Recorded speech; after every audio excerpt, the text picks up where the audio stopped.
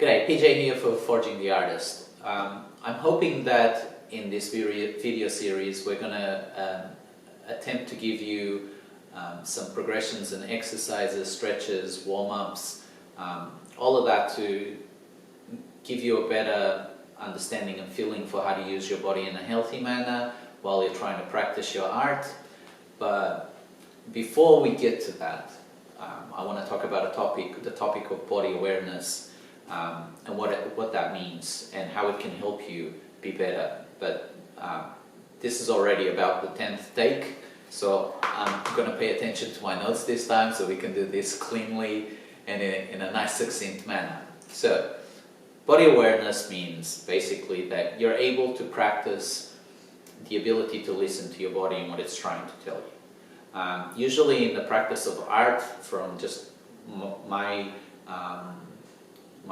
practice, my history, and from talking to others, that's usually in the field of aches and pains. So when your body is aching or when you're feeling a lot of pain, it's basically trying to tell you that you've overused it in one particular fashion or another.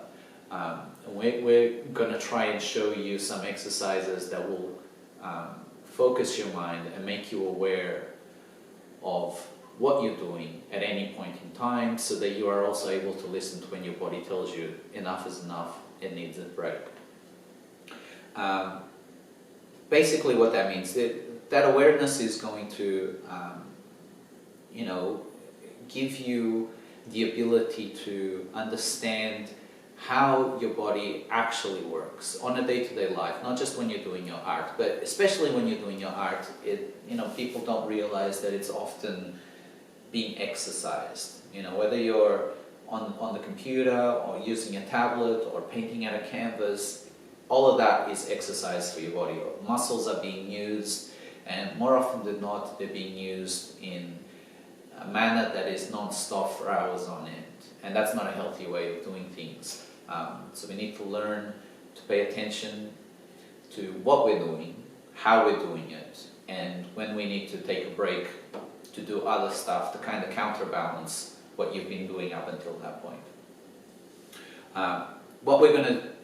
The way I'm going to attempt to teach you this is by using exercises with progressions. So we'll divide everything into short progression steps that will allow you to work on something for a little bit of time and then increase the difficulty to move on to the next step, and so on and so forth.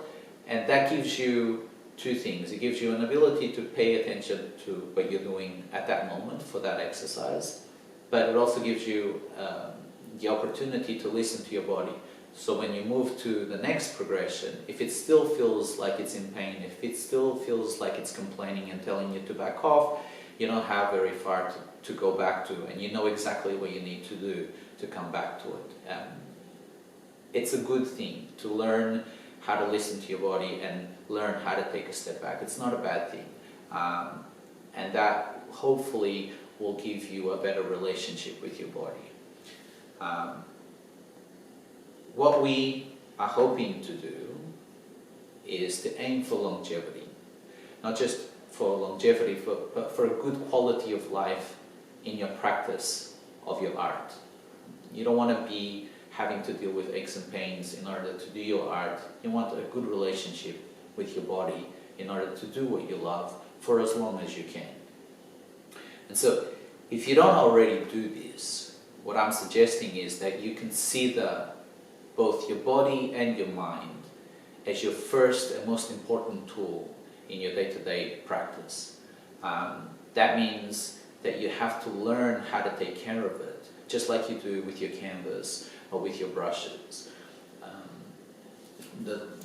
In the art world, talking about our tools is, something that's ubiquitous, and sometimes even infamous, especially if you're asking somebody, what brush do they use? But in this case, we need to make sure that whenever we think about tools, what pops to mind first is your body and your mind. You need to know how to take care of those things so that your able to make the most out of it for as long as you can. If all of that makes sense, then let's get started.